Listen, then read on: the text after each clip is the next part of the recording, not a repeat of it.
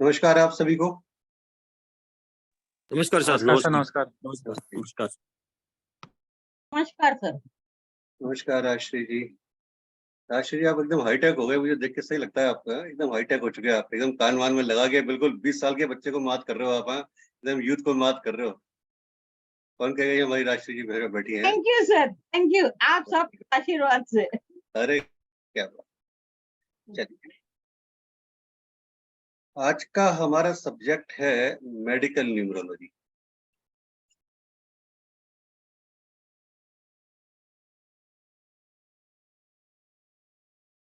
एक सेकेंड।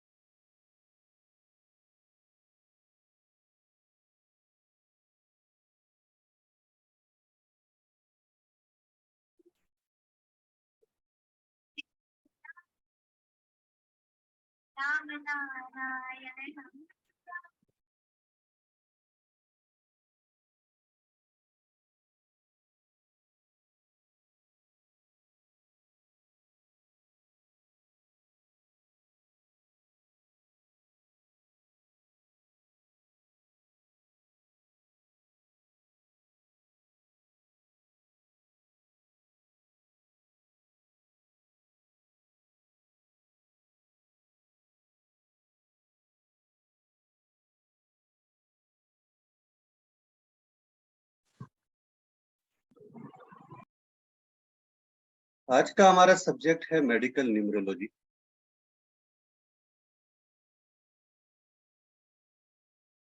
पहले हम बात करते हैं मेडिकल क्या है।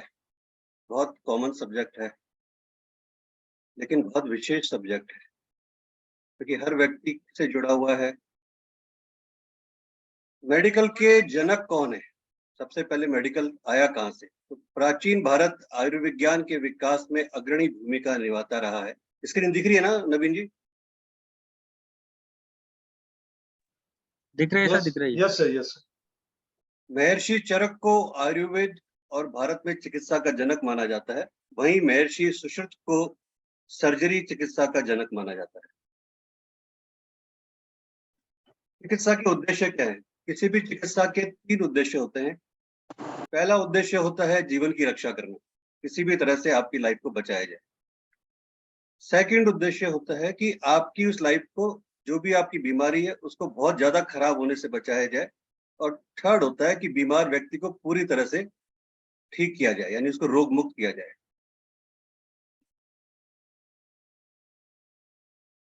मेडिकल को हिंदी में आयुर्विज्ञान कहा जाता है, और मेडिकल इंस्टीट्यूट को हिंदी में आयुर्विज्ञान संस्थान कहा जाता है। और मेडिटेशन आप जानते हैं, दवाई और चिकित्सा जो होती है वो कहलाती है।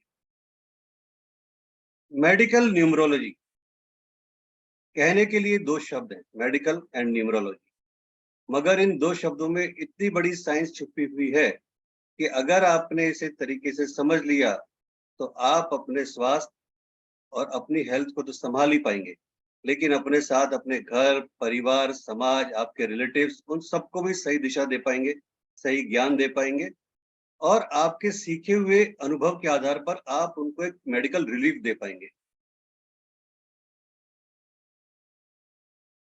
इस वेबिनार के बाद और इसके बाद जो मेडिकल से रिलेटेड हमारा न्यूमरोलॉजी से रिलेटेड कोर्स होगा, मैं एक चीज आपको पूरे कमिटमेंट के साथ कह सकता हूँ 100% कि मे बी लीगली आप डॉक्टर ना कहलाएं, बट एज ए आप अपने विजिटिंग कार्ड पे मेडिकल न्यूमरोलॉजिस्ट लिख सकते हैं, क्योंकि आपके पास आपको वो सब पता होगा जो कई मायनों में कोई डॉक्टर्स को पता नहीं है, क्योंकि उन्होंने केवल अपनी मेडिकल साइंस को पढ़ा है। लेकिन यहाँ पर वो सब है जो उस मेडिकल साइंस के बिहाइंड है, वो सब चीजें भी आप जान पाएंगे। कहते हैं ना कि चैरिटी बिगिंस एट होम, तो पहले आप खुद इस काबिल बनिए या अपने आप को बनाइए कि आप खुद को संभाल पाए, जान पाए। यूं बात बातों में डॉक्टरों के यहाँ आना जाना, अस्पतालों के चक्कर सब बंद करें। कई बार ऐसा होता है कि आप डॉक्टर के यहाँ पर चक्कर लगा रहे हैं, टेस्ट पर टेस्ट करवा रहे हैं, आपका समय खराब, पेशेंट परेशान, पीछे तनाव कि आप अस्पताल गए, आपके पीछे घर वाले टेंशन में हैं। ये भी जरूरी नहीं कि सबके पास गाड़ी हो, तो फिर ऊपर से कैब ऑटो का खर्चा, कभी तपती हुई बहुत तेज गर्मी, तो कभी मूसलाधार बारिश, तो कभी बहुत तेज ठंड, और लास्ट में रिजल्ट क्या आता है जब आप टेस्ट करवाते हैं तो result is normal. Result normal आता है, लेकिन एक चीज होती है कई बार कि बीमारी वैसी की वैसी रहती है, कुछ समझ में नहीं आता क्या करें, डॉक्टर भी डायग्नोज नहीं कर पाता, जिसे कह सकते हैं हम लोग अनडायग्नोज डिजीजेस। कई बार ऐसी बीमारियां होती हैं जो डॉक्टर भी समझ नहीं पाता कि बीमारी है क्या।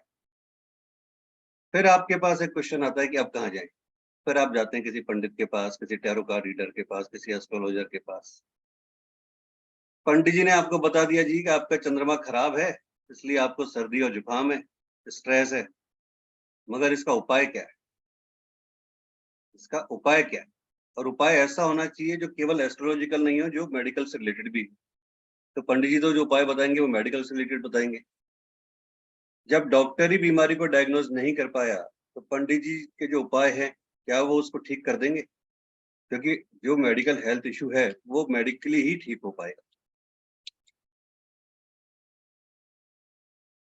एक क्वेश्चन है मेरा आप सबसे, पहले तो ये बताइए कि आप में से कितने लोगों को न्यूमरोलॉजी आती है? एक बार जूम हैंड रेज कीजिएगा, केवल जूम हैंड रेज कीजिएगा।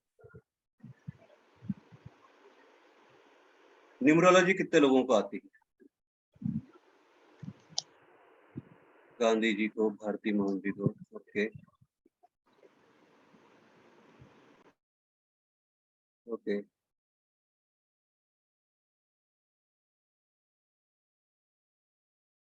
राइट, ठीक। हम शुरुआत करेंगे एक बेसिक न्यूमरोलॉजी से, लेकिन उससे पहले एक बात मैं पूछना चाहता हूँ आप सबसे, एक क्वेश्चन पूछना चाहता हूँ कि एक चीज मुझे बताएं। हैंड नीचे कर लीजिए, लोग कर लीजिए, कोई दिक्कत नहीं। एक क्वेश्चन मुझे का आंसर दें कि क्या आप सबको आपकी जो डेट ऑफ बर्थ मिली है, क्या आपकी इच्छा से मिली है? No sir, no. नहीं। हम्म, इस पूरे वेबिनार में अगर नहीं कोई सर। भी, अगर इस पूरे वेबिनार में कोई भी एक भी व्यक्ति ऐसा है जो ये कहता है कि मैंने या मेरी मदर ने भगवान से कहा था कि हाँ भगवान, मुझे इस डेट पे पैदा, मुझे इस डेट पे पैदा चाहिए, इस डेट पे बेटा चाहिए, बेटी चाहिए, पैदा कर देना, और भगवान ने कर दिया, तो प्लीज जरा मुझे दर्शन दे दें, एक बार बड़ा अपना चेहरा दिखा दें, तो हम भी धन्य हो जाएं कि भाई कोई ऐसा भी है जिसकी भगवान बात मानते हैं। सर लेकिन तो सिजेरियन में तो वैसे ही होता है ना, क्या होता है बताइए सीजरियन में? They will select the date, no? वो आज होने लगा है ना, बट पहले था। हाँ हाँ हाँ, नहीं पहले नहीं था।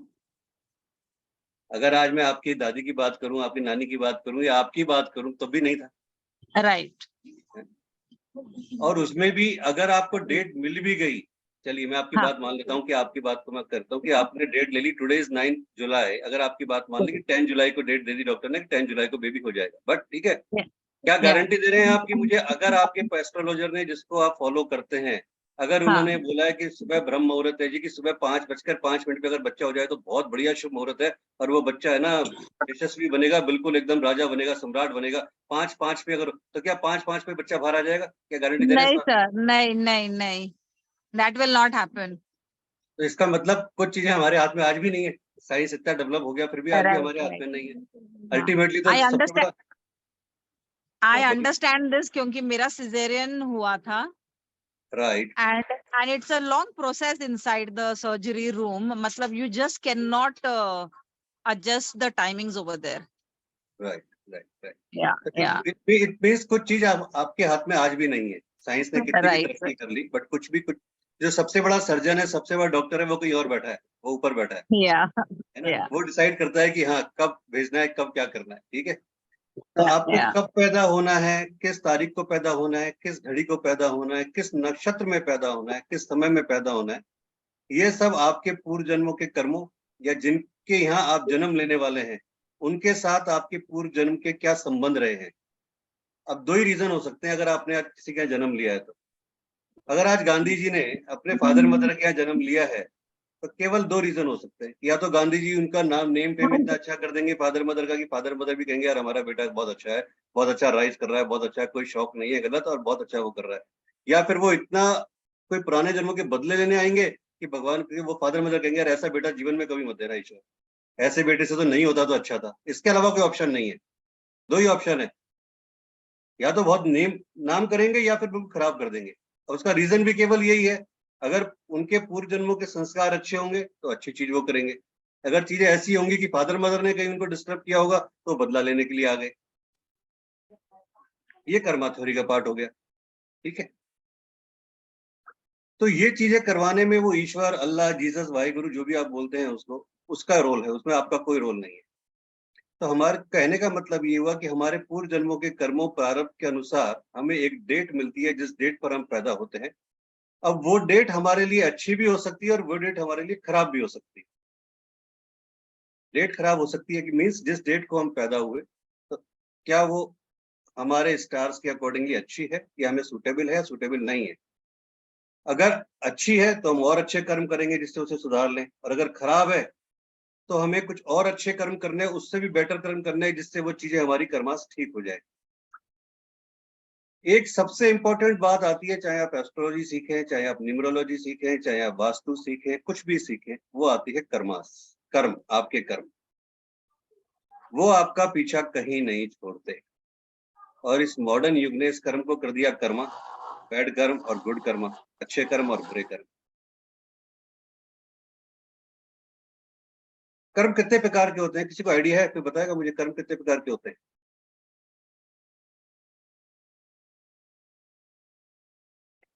जितना इंटरेक्शन रहेगा उतना अच्छा रहेगा, उतना आप लोग अच्छी तरह कर पाएंगे। कर्म कितने प्रकार के होते हैं? पंचकर्म वैसे वर्ड सुना है सर, कितने होते हैं मुझे आइडिया नहीं। ठीक है, और कोई? जी 3 चंद्रशेखर जी, आप बोलेंगे कुछ? 10 कर्म होते हैं सर, 10 कर्म 10 कर्म। 10 कर्म होते हैं, हाँ। ओके। और कोई? 3 प्रकार के कर्म होते हैं 3 प्रकार के? जी। मोहित जी एक बार अपना कैमरा ऑन कीजिए।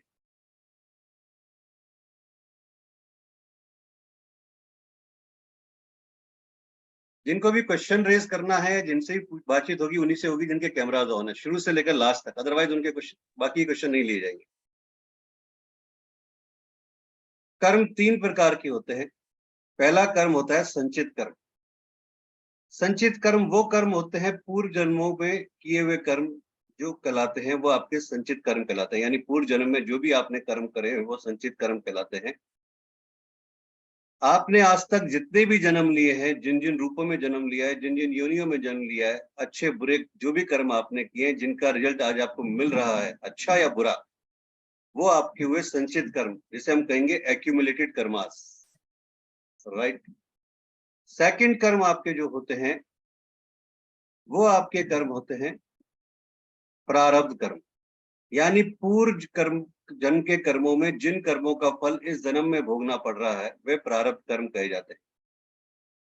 एक डेस्टिनी थी जो जिसे लेकर आप पैदा हुए थे, ये पूर्व निश्चय था कि आपको इस जन्म में ये भोगना है, प्री डिसाइडेड था। अब एक चीज को मान के चलें कि ऐसा तो नहीं है कि सारे जो संचित कर्म है उसका भुगतान आपको इसी जन्म में करना है। यानी जो भी आपके पास जन्मों के जो अच्छे या बुरे बैड कर्मास या गुड कर्मास थे, ऐसा तो नहीं है कि 100% वो सारा आप इसी जन्म में भुगत लेंगे। इसकी थ्योरी है कि 60 से 70% जो आपके पास जन्म का है वो आप इस जन्म में भुगतेंगे, और जो 35 to 40% है वो आप नेक्स्ट बर्थ में लेके जाएंगे। लेकिन एक चीज यहाँ पर आती है, बहुत इंपॉर्टेंट चीज आती है, वो ये है कि अगर किसी व्यक्ति का ये जन्म लास्ट जन्म हो, अर्चना जी आप सुनिएगा क्योंकि बहुत डीप है ना, अगर किसी व्यक्ति का ये जन्म लास्ट जन्म हो तो फिर उस व्यक्ति को इसी जन्म में सब कुछ भुगत के जाना पड़ता है। आपको एग्जांपल देता हूं, आप शायद कोरिलेट कर पाएंगे कहीं ना कहीं, कि आपने देखा होगा कि आपके सराउंडिंग में कुछ ऐसे लोग बाग होंगे, आपने शुरू से देखा होगा, बचपन से देखा होगा कि ना वो बंदा या बंदी कोई भी होगा, मेल फीमेल, ना कभी उसने शराब को हाथ लगाया, ना सिगरेट को हाथ लगाया, ना कोई गलत हरकत की, हमेशा दूसरों की मदद के लिए तैयार रहा, सब कुछ हर तरीके से। मतलब अपने घर को जला के उसने दूसरों की मदद की, अपने घर को जला के दूसरों को रोशनी दिखाई, लेकिन उसके बावजूद भी वो हमेशा परेशान, दुखी, या आप कहते होंगे यार पता नहीं इस आदमी इतना अच्छा इंसान है, सब कुछ है, फिर भी क्यों ये राइज नहीं कर पाता, सब उसको कोसते रहते। इट मीन्स ये है कि वो व्यक्ति शायद कहीं ना कहीं अपने इस लास्ट जन्म की यात्रा कर रहा है और उसको जो भी उसके पास कर्मास है वो सब इसी जन्म में भुगत के जाने हैं, इसलिए ईश्वर उसके साथ कर रहे हैं। एक पर्टिकुलर फेस आएगा जहां उसको कुछ चीजें मिलेगी, लेकिन उस व्यक्ति के साथ एक चीज होगी कि वो अपने आप में बहुत रिलैक्स में होगा। दुनिया कुछ भी कहते रहे कि इसके पास पैसा नहीं है, इसके पास रिलेशनशिप नहीं है, इसके पास ये नहीं है, वो नहीं है, बट वो अपने आप में बहुत सुकून में होगा। क्यों? क्योंकि वो उसका लास्ट जन्म है, वो अपनी उस यात्रा पे, प्रोसेस पे चालू हो चुका है। थर्ड आता है हमारा क्रियमाण कर्म। क्रियमाण कर्म से ही संचित कर्म बनता है। क्रियमाण का मतलब होता है कि हमारे वर्तमान में, यानी अभी हम जो कर रहे हैं अच्छे और बुरे कर्म, वो हमारे क्रियमाण कर्म कहलाते हैं। क्योंकि आप ये मान के चलिए कि ऐसा तो नहीं है केवल आप केवल पास्ट को ही भोगने आए हैं, इस जन्म में भी तो कुछ करेंगे ना, अच्छा या बुरा। तो अच्छा या बुरा जो भी होगा 30 to 40%, और जो 60-70% आप लास्ट का भुगत रहे हैं वो आपके नेक्स्ट जन्मों में जाएगा और फिर वो डिसाइड करेगा कि आप कैसा करते हैं, क्या करते हैं और किस रूप में आप अगले जन्म में आते हैं। कुछ भी करें, कैसा भी कर्म करें, सबसे इंपॉर्टेंट चीज होती है कि आपको विश्वास रखना पड़ेगा, श्रद्धा रखनी पड़ेगी और सब्र रखना पड़ेगा। और आज की तारीख में जो सबसे चीज खत्म होती जा रही है वो है फेथ और पेशेंस। वो किसी के पास नहीं। हर कोई केवल ये जानना चाहता है कि जी मैं किसी एस्ट्रोलॉजर के पास जाऊं, टैरो वालों के पास जाऊं, न्यूमरोलॉजिस्ट के पास जाऊं, फटाफट वो मुझे बता दे, कुछ जादू की छड़ी घुमा दे, है ना, आबरा का डाबरा कर दे, डमरू घुमा दे और फटाफट मेरा काम हो जाएगी। फटाफट मैंने फीस दी और मेरा काम हो गया। पेशेंस नहीं है किसी के पास। आप ये नहीं समझते कि 1100, 2100, 5100 रुपए देके आपके जो 40 साल की यात्रा है, 50 साल की यात्रा है, आपके इतने जन्मों की यात्रा है, उस यात्रा को उसको देखना है। कहाँ पर आप हो, क्या आपकी पास कर्मास की कहानी है, कैसे वो कट सकते हैं, क्या कट सकते हैं। और यही आज के प्रोफेशन में, सॉरी टू से, काफी लोगों ने इसको ले लिया कि जो क्लाइंट सुनना चाहता है केवल वो बात करते हैं। क्योंकि आप सुनने ही वो गए हैं जो आप सुनना चाहते हैं। अगर कोई भी आपसे आपको एक्चुअल आपको मिरर दिखाता है तो आपको बर्दाश्त ही नहीं होता, आपको पसंद ही नहीं आता कि ये ऐसा क्यों बोल रहे हैं। जबकि एक्चुअल में होना ये चाहिए कि आप उनसे ये पूछने जाएं कि ये जो कुछ भी मेरे साथ हो रहा है क्या रीजन है, इसका रूट कॉज क्या है। रूट कॉज कोई नहीं जानना चाहता। आपको तो ये है कि बस मैं अभी गया डॉक्टर के पास, उनसे इंजेक्शन लगाया, बीमारी खत्म, मतलब पेट दर्द दूर हो गया। अब उसके बाद आगे अंदर ही अंदर क्या होगा, वो बीमारी का बड़ा रूप लेगी, उससे कोई मतलब नहीं है किसी को। आज मुझे रिलैक्स मिल जाए, दैट्स ऑल।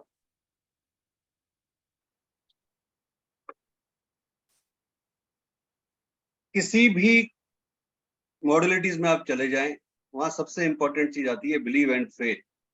और बिलीव एंड फेथ अगर आपको है तो आपके सारे काम होंगे। अगर बिलीव एंड फेथ नहीं है तो आप कहीं भी सक्सेसफुल नहीं हो सकते। मैं हमेशा एक एग्जांपल देता हूं और यहाँ पे भी मैं दूंगा। क्या आप मुझसे कोई बताएंगे मुझे कि what is the difference between believe and faith?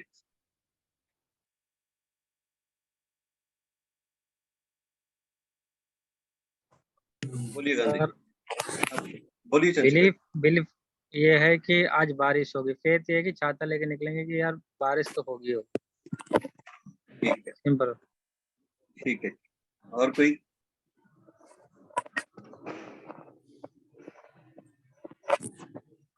हाँ, चंद्रशेखर जी कुछ बोलना चाहते हैं?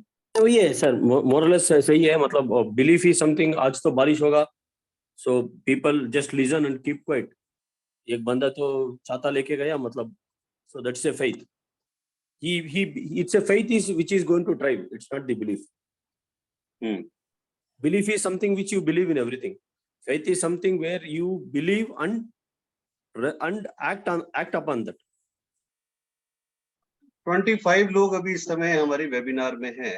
हाँ बोलिए शिखा गुप्ता जी।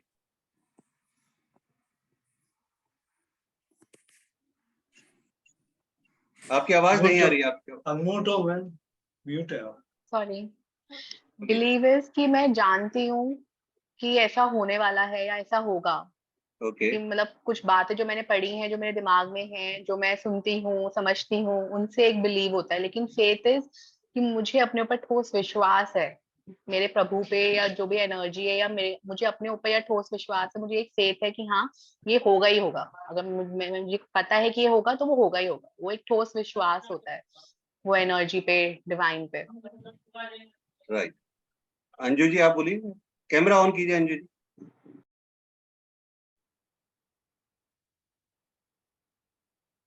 अंजू जी कैमरा ऑन कीजिए।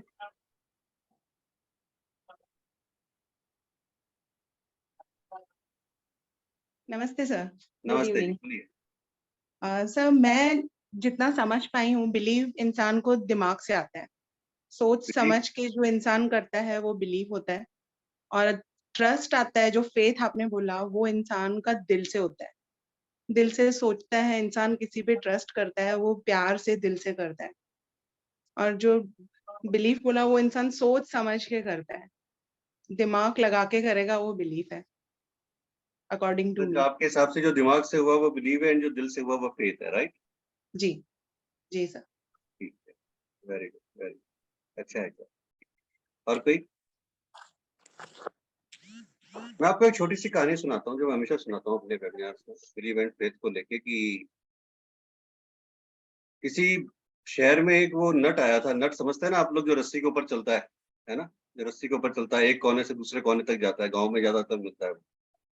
और वो एक 6 महीने के बच्चे को लेकर उस रस्सी पे चढ़ा और उसको चढ़ के उसको चलने लगा रस्सी को। तो जो नीचे लोग बाग खड़े थे उनकी सांसें रुक गई एकदम, कि यार छोटे से 6 महीने के बच्चे को लेके चल रहा है, पता नहीं क्या होगा। और जैसे ही सेंटर में आया तो रस्सी हिलने लगी, क्योंकि सेंटर में जब आएगा तो डेफिनेटली रस्सी वाइब्रेट ज्यादा करती है। तो लोग बागों की सांसें रुक गई कि बच्चा गिर गया तो क्या होगा, ये गिर गया तो क्या होगा।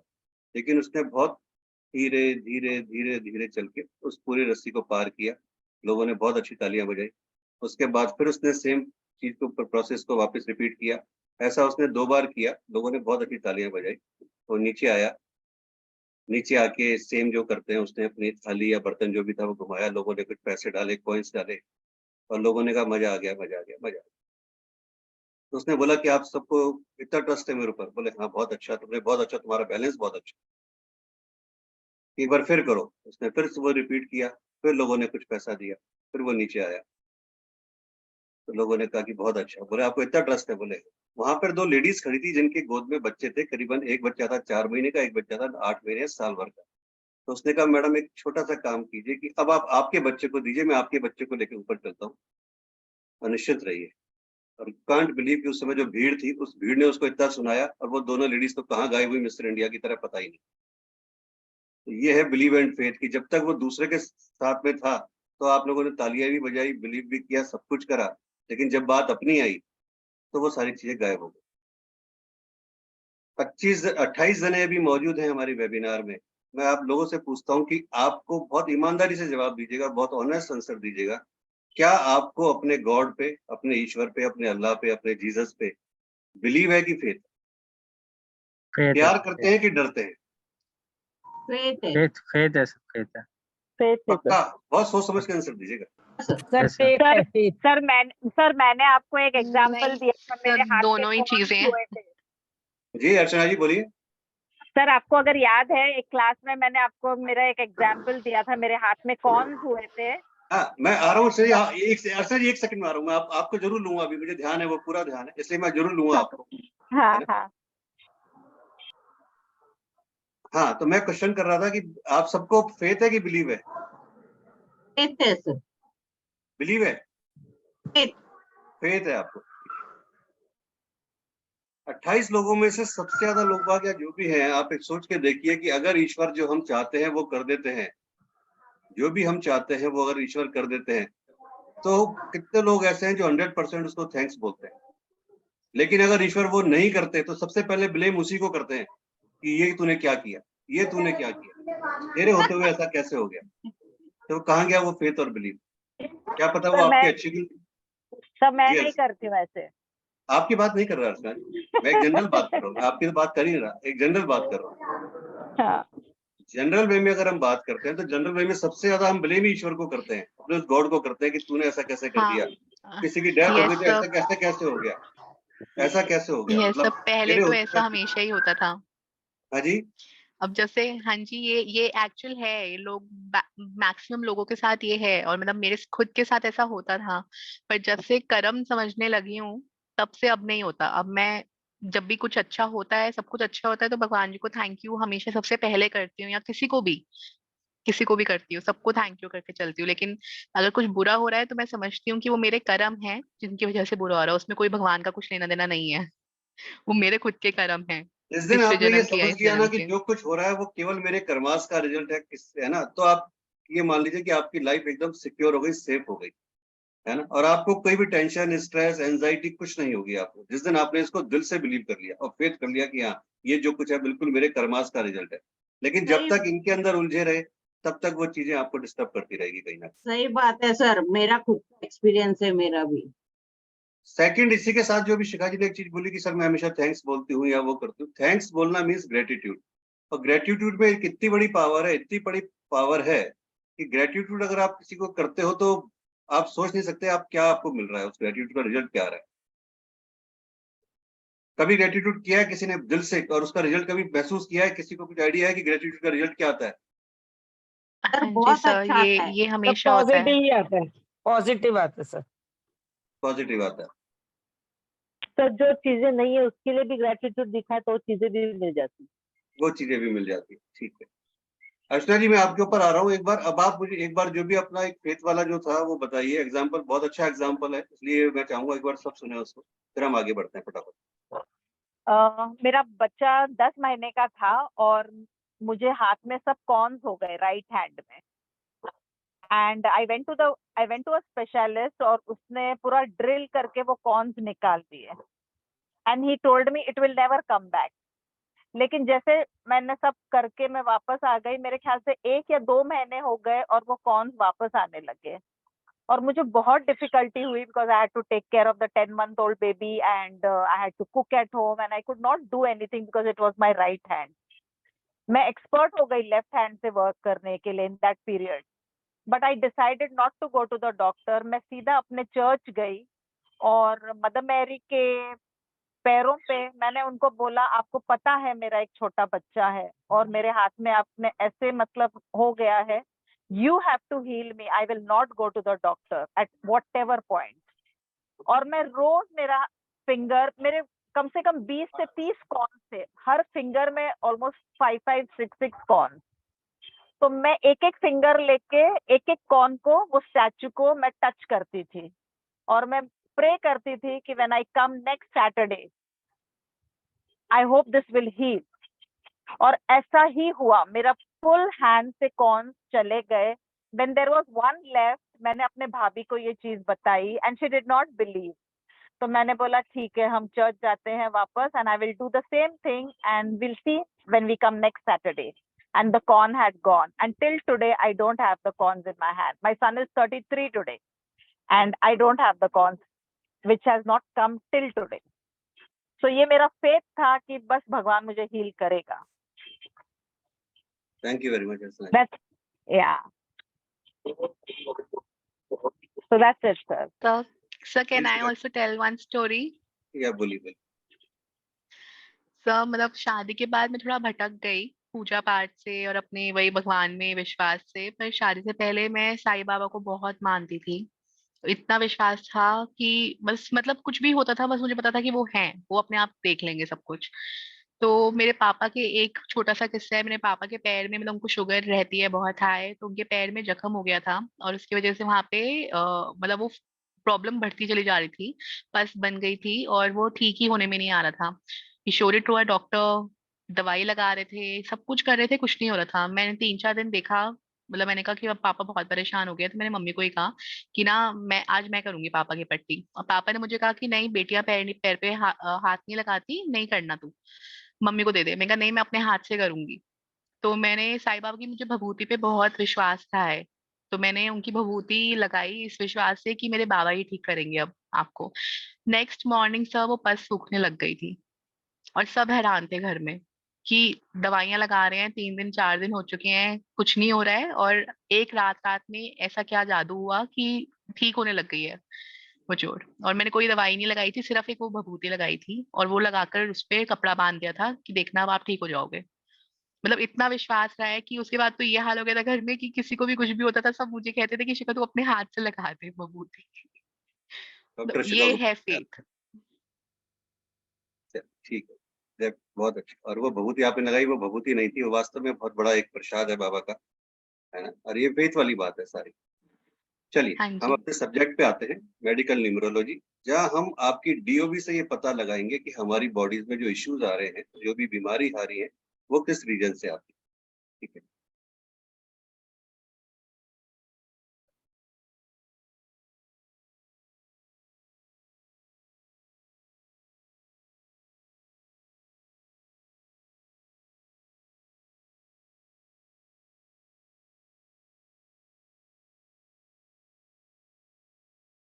हमारे यहाँ पे 4 तरह की मेडिकल जो है सबसे ज्यादा फेमस है। एक है Ayurveda. Sir, sorry to interrupt. The all contents are in Hindi only. English में आपको मिल जाएगा पीडीएफ जब भी आप चाहेंगे। Okay, thank you. Ayurveda, allopathy, homeopathic and यूनानी। आयुर्वेद सबसे पुरानी पद्धति है मेडिकल साइंस की। दुनिया की सबसे पुरानी पद्धतियों में से एक आयुर्वेद है, और आयुर्वेद के जो माना जाता है कि भगवान ब्रह्मा हैं, उन्होंने आयुर्वेद को जन्म दिया। वेदों में भी इसका वर्णन है। काफी लंबा ये है, इस पर हम नहीं जाते, हम सीधे अपने सब्जेक्ट पे आते हैं।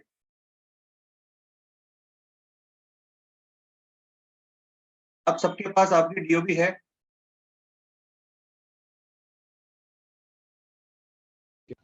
Yes.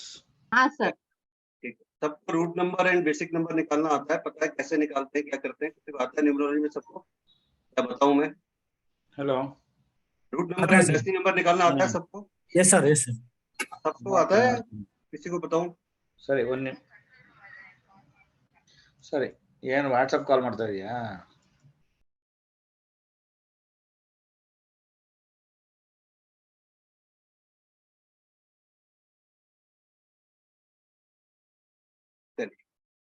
एक एग्जांपल लेते हैं कि अगर किसी का डेट ऑफ बर्थ है 2 जुलाई 1995, तो रूट नंबर हो गया 2, जिसे आप हिंदी में कहते हैं मूलांक या बेसिक नंबर। मूलांक क्या होता है? What is the root number? क्या होता है रूट नंबर? राजश्री जी बोलिए, रूट नंबर क्या होता है? Birth date. नहीं, बर्थ डेट तो समझ में आ गया, पर होता क्या एक्चुअल में? रूट नंबर होता क्या? रूट नंबर, ये तो बर्थ डेट तो सबको पता है, पर रूट नंबर वो होता है जो आपको ये बताता है कि आप अंदर से क्या है। What is your root? आपका आधार क्या है, आपकी जड़ क्या है।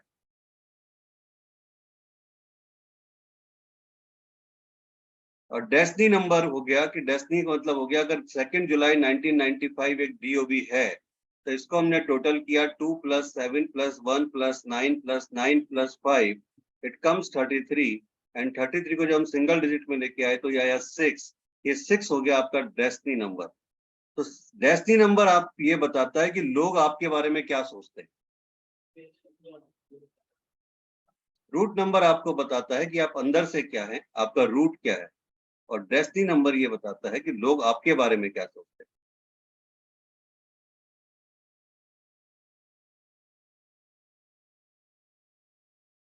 हम बात कर रहे थे आयुर्वेद पे। आयुर्वेद में सबसे पहले जो बात हुई है, या किसी भी मेडिकल साइंस में जो सबसे जो बेसिक चीज है, वो 3 दोषों की बात की गई है। वो 3 दोष हैं पित्त, वात और कफ। पित्त, वात और कफ।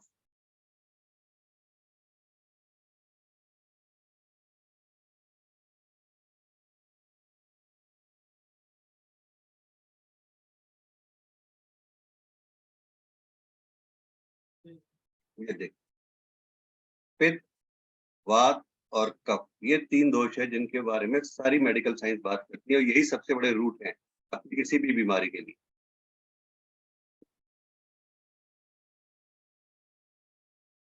अगर किसी की डेट ऑफ बर्थ, एक एग्जांपल में आपके साथ में बात कर रहा हूं, बहुत ध्यान से समझिएगा।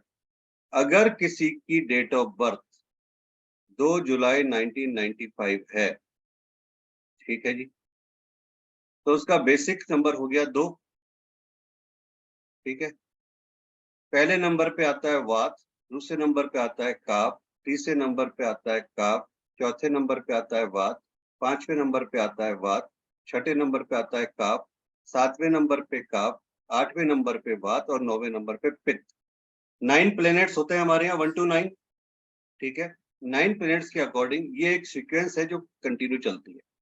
First number is pitta, second number is kapha, third number is kapha, fourth number is vata, fifth number is vata, sixth number is kapha, seventh number is kapha, eighth number is vata and 9 number is पित्त।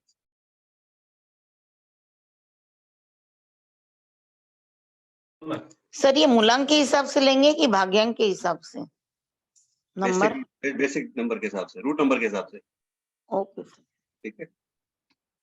अगर डेट ऑफ बर्थ, जैसे हमने एक एग्जांपल पकड़ा हुआ है 2 जुलाई 1995, तो अब आप बहुत ध्यान से देखिए, बेसिक नंबर रूट नंबर हो गया आपका 2, ठीक है। 2 पे क्या लिखा हुआ है? काफ, यानी आप किस दोषा में आते हैं? काफ। आपको काफ आपको डिस्टर्ब कर रहा है, मतलब काफ दोष जो है, काफ दोषा से रिलेटेड आपको सारी डिजीज होंगी। क्या होगी हम आगे बात करते हैं।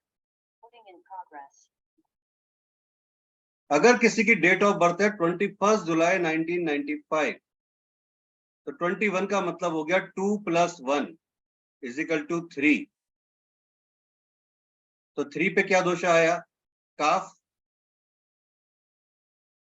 लेकिन आपने एक चीज देखा कि जो हमारी डीओबी थी वो कंपाउंड में थी, यानी 21। तो 2 का जो दोषा हो जाएगा वो हो जाएगा काफ, और 1 का जो दोषा हो जाएगा वो हो जाएगा पित्त। यानी आप इन दोनों से रिलेटेड बीमारियों से अटैच होंगे कहीं ना कहीं। समझ में आया या कोई कंफ्यूजन है? वापस रिपीट करूं? सर प्लीज रिपीट करो। अर्चना जी, पहले वाली आप देखेंगे कि पहले वाली जो डीओबी थी उसमें सिंगल आपका नंबर है, 2 तारीख को आप पैदा हुए, ठीक है। यस यस आई 2 अंडरस्टैंड तारीख तो 2 तारीख पे आया काफ, तो Yes. आपका दोषा हो गया काफ, राइट। Yes. सेकंड जो डेट ऑफ बर्थ है वो कंपाउंड में है 21, यानी ठीक हाँ. है। 21 Yes. = हो गया 3, Yes. राइट। 3 Yes. का मतलब हो गया 3 पे जो दोषा है वो आता है काफ। करेक्ट। लेकिन आपकी जो, अब इसको कहते हैं बायोदोषित, मतलब कंपाउंड में है तो बायोदोषित। तो क्या हो गया कि 21 डेट ऑफ बर्थ थी, तो 2 पे क्या इफेक्ट करता है? काफ, ठीक है। और 1 पे क्या था? पित्त। तो यानी काफ और पित्त दोनों से आप रिलेटेड हो गए। आया समझ में? Sir yes yes. नेक्स्ट हम लोग बात करते हैं, पहले हमने बात की दोषा की। सबसे पहले 2 तारीख पे था दोषा, बहुत ध्यान से समझिएगा। 21 तारीख में था बायोदोषा, यानी 2 डेट्स आपकी मिल गई। अब जो डेट ऑफ बर्थ आ रही है वो आ रही है 31 दिसंबर 1995। तो 3a + 1 = बेसिक नंबर इज 4। तो 4 पे दोषा क्या आता है? वात। वात हो गया। ये कहलाएगा त्रयोदोषित। अभी तक पहले पढ़ा था दोषा, सेकंड पे आया था बायोदोषित, तो ये आएगा त्रयोदोषित।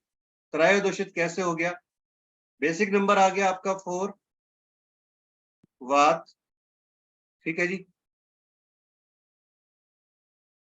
3 नंबर पे आया काफ, और 1 नंबर पे आया पित्त। आया समझ में?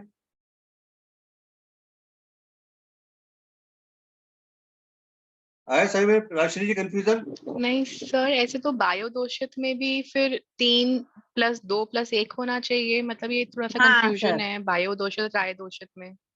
हाँ, क्या होना चाहिए? बोलिए बोलिए। तो बायोदोषक में भी तो 3 नंबर है ना? हाँ है ना, लेकिन वहां पे काफ आ चुका ना ऑलरेडी। बायोदोष में 2 पे काफी है ना, काफ आ चुका ना। ओके काफ 2 बार थोड़ी लिखोगे आप, एक बार ही तो लिखोगे। काफ आ चुका ना वहां पे। ओके ओके, यानी तीनों दोष आ जाए तो जी, त्रिदोषित। तीनों अगर अलग अलग दोष आ गए तो वो त्रयोदोषित हो गया। Okay okay, now understood, thank you ठीक सर। है। अब ये हो सकता है कि कभी किसी के पास किसी की डीओ भी नहीं हो, डेट ऑफ बर्थ भी नहीं है। अब क्या करें, कैसे पता करें क्या बीमारी? लेकिन टाइम है किसी के पास। हो सकता है किसी के पास डीओ भी नहीं हो लेकिन टाइम का आइडिया हो। तो जस्ट एक हम एग्जांपल ले रहे हैं कि सपोज 11:42 पे मॉर्निंग में किसी का जन्म हुआ है 11:42 AM पे। तो हमें क्या करना है? 1 + 1 + 4 + 2, 1 + 1 + 4 + 2, तो सम इज 8। Total is 8. 8 का मीन्स हो गया वात. 8 मीन्स वात.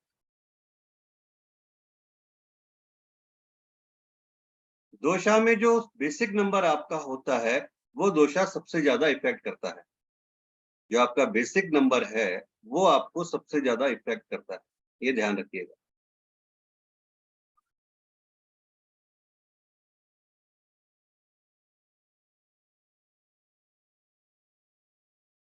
वात.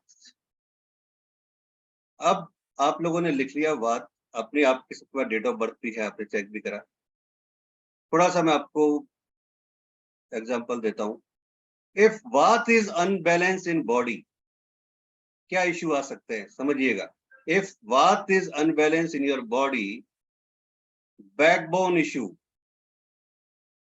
Lower backbone issue, abdomen issue, stomach issue like gas, poor digestion and constipation, menstrual issue, dryness of skin, stone problem, sleep disorder, mood swings, sensitive to cold, dullness in body. जिनको वात दोष होगा उनकी लिन body होगी. और poor conversation. अगर आपका वात दोषा अनबैलेंस है तो आपको ये इश्यू आ सकते हैं. तो आपके पास आपकी डीओबी भी है, जिस हिसाब से मैंने आपको ऊपर कैलकुलेट करा, आप निकाल के देख सकते हैं कि कहां पर आप इन सबसे कोरिलेट कर पा रहे हैं. और अगर आपका वात बैलेंस है तो आपकी बॉडी में हाई एनर्जी ऑफ बॉडी होगी, एनर्जेटिक होगी, फ्लेक्सिबल होंगे आप, ओपन नेचर होगा आपका, ऑलवेज दूसरों की सलाह को मानते होंगे, बैलेंस पर्सनैलिटी होगी, मल्टीटास्किंग होंगे, गुड कम्युनिकेशन स्किल्स होंगी आपकी, आप एक बहुत अच्छे लर्नर होंगे, काइंड हार्टेड होंगे, एक प्रॉपर शेड्यूल में फॉलो करते होंगे, डिसिप्लिन्ड होंगे, और आपके थिन आई लैशेस होंगे. आपकी आंखों की पलकें जो होंगी बहुत थिन होंगी. ये वात से रिलेटेड चीजें हैं. बाकी इसमें बहुत सारी चीजें हैं. कई बार आपने देखा होगा कि कुछ लोग जरूरत से ज्यादा बोलते हैं और बहुत तेजी में रहते हैं, या हर काम में फटाफट फटाफट उनको बहुत जल्दबाजी रहती है. या कुछ लोगों की आदत होती है कि बैठे बैठे पैर हिलाते रहते हैं. अक्सर एक आदत आपने देखी होगी, लोग बाग बैठे बैठे पैर हिलाते हैं. ये सारे लक्षण वात प्रकृति वालों के.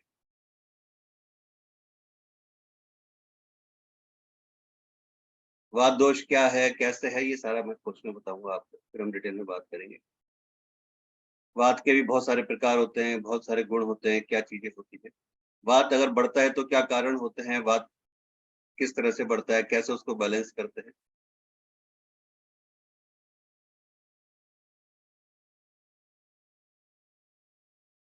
नेक्स्ट बात करते हैं पित्त की. इफ पित्त इज अनबैलेंस इन बॉडी, अगर आपकी बॉडी में पित्त अनबैलेंस है तो व्यक्ति इम्पेशेंट होगा. हमेशा उसको भूख लगती होगी, खाना खा लेगा, फिर 10 मिनट बाद उसको ऐसा लगेगा जैसे पेट में कुछ जगह खाली पड़ी है. हमेशा भूख लगती होगी, चाहे कुछ भी दे दो आप, हल्का फुल्का दे दो, बस मुंह चलता रहेगा कुछ ना कुछ. गुस्सा होगा बहुत ज्यादा, जेलस रखता होगा बहुत ज्यादा, उसके बहुत ज्यादा पिंपल्स निकलते होंगे, या रेड रैशेस होते होंगे स्किन पे, बॉयल्स होते होंगे, एसिडिटी होती होगी, गैस, स्वेटिंग, ऑयली स्किन होगी, difficult to adjust in sunlight. आपने देखा होगा कई आदमी ऐसे होते हैं जो सनलाइट में जाते ही उनका सिर पूरा दर्द करता है, बिना चश्मे के रह नहीं सकते वो, या जा नहीं सकते धूप में, बहुत ज्यादा उनको प्रॉब्लम होती है. उनकी आवाज में एक भारीपन होगा, लाउड वॉइस जिसे कहते हैं ना, कि यहाँ से आवाज दे तो दूर तक सुनाई देती है, लाउड वॉइस होगी. और कहीं ना कहीं उनको स्टोमक, लीवर और पैनक्रिया और स्प्लीन रिलेटेड इश्यूज होंगे. तो ये जो भी पित्त से रिलेटेड जो है, ये उनके सिम्टम्स हैं. अगर किसी के पित्त अनबैलेंस है बॉडी में तो ये सिम्टम्स उनके होते हैं. और अगर आपकी बॉडी में पित्त बैलेंस है तो आप फ्लेक्सिबल वेन्स होंगी, फेयर स्किन होगी, तिल होगा कहीं ना कहीं, पेशेंस होगा, हेल्पफुल नेचर होगी. आप लोग एक लिमिटेड फूड खाते होंगे, और मीडियम हाइट होगी, और व्यक्ति सॉफ्ट वॉइस का होगा, उसकी बातों में एक मधुरता होगी.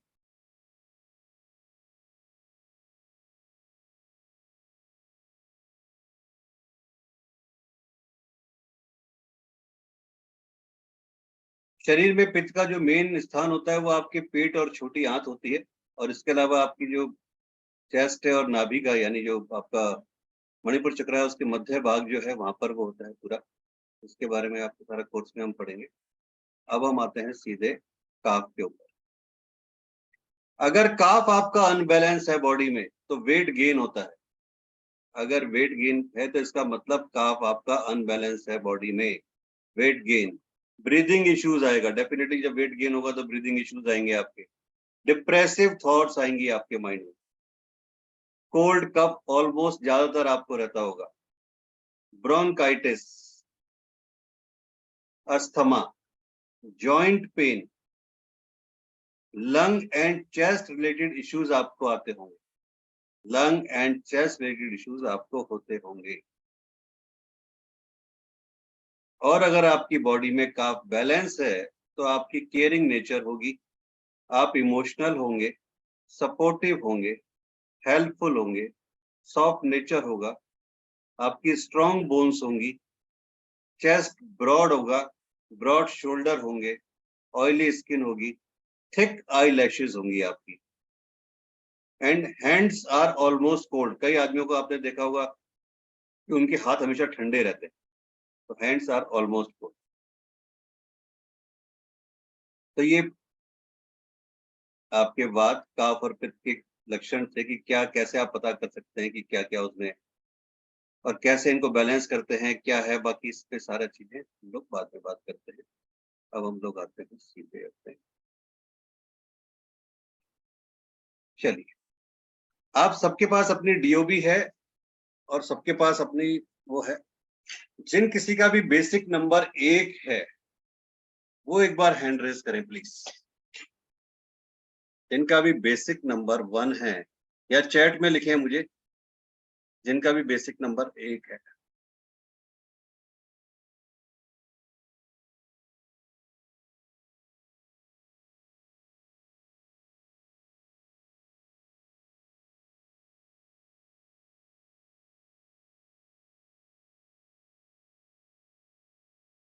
किसी का भी नहीं है बेसिक नंबर 1? सर मेरे बेटे का है दूं? हाँ सर बोलिए। मेरा 8 है, हाँ जी, मेरा 8 है। शोभा जी आपका 1 है? या शोभा जी कहाँ है? शोभा जी एक बार आने दीजिए। शोभा जी मुझे आपके पास, ठीक है ठीक है। शोभा जी आपका 1 है ना? क्या डेट ऑफ बर्थ है आपकी, बोलिए। मैं लिखती हूँ, हाँ भेजेगा। नहीं, what is your date of birth? 82।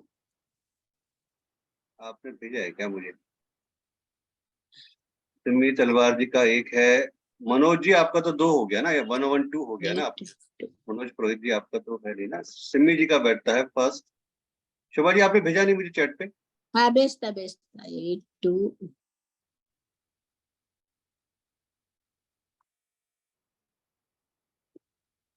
8 है ना शोभा जी? अभी 1 की बात कर रहे हैं, अभी तो 8 तो अभी आएगा अभी। अभी हाँ। केवल सिमी तलवार जी का है केवल।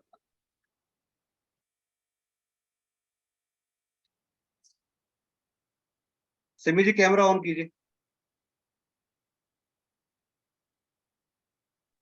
सर बेसिक नंबर यानी बर्थ डेट ना? हाँ आपका, आपने 1 जुलाई लिखा है ना?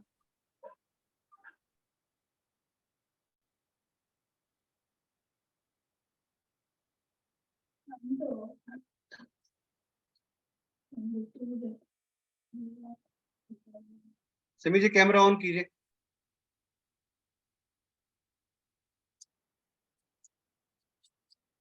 और किसी का 1 है?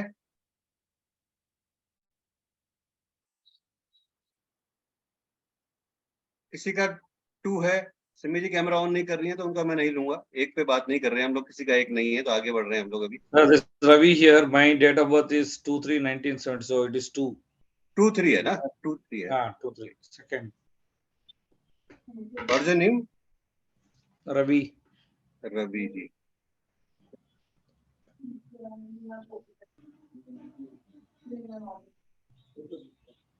नंदी 82। सेंटर इधर नहीं है, हाँ? बाहर गया वो। रवि जी आपका 2 आपने बताया, राइट? Yes. सर मेरे हस्बैंड का एक है। नंबर क्या है आपकी? सर मेरे हस्बैंड का एक है। Sir, एक सेकंड, अब 2 पे आ चुके हैं हम लोग। हाँ, आपकी कंप्लीट डेट ऑफ बर्थ क्या है Ravi ji? 2/3/1970. 2/3/1970। Yeah, 2 and 4. 2 and 4, right? 2 and 4 है। अब देखिए कि आपका जो है प्लेनेट वो आपका मून है, ठीक है? कहीं ना कहीं आपको इंट्यूशन पावर आपकी सही होगी, मूड स्विंग्स आपका करता होगा, सॉफ्ट स्पोकन आप होंगे कहीं ना कहीं, और Sorry. Soft spoken, Okay. ठीक है? अगर मैं आपके डिजीज की बात करता हूं तो लेफ्ट आई में इश्यू हो सकता है। अगर डिजीज पे आते हैं, मैं बॉडी पार्ट्स पे बात करता हूँ, medical in terms of medical numerology के हिसाब से, तो लेफ्ट आई में आपके इश्यू हो सकता है। माइग्रेन की प्रॉब्लम में भी हो सकती है, या हेड की प्रॉब्लम हो सकती है, कॉन्स्टिपेशन की प्रॉब्लम हो सकती है, ब्लड रिलेटेड कोई इश्यू हो सकता है, ब्रेस्ट या हार्ट रिलेटेड कोई इश्यू हो सकता है।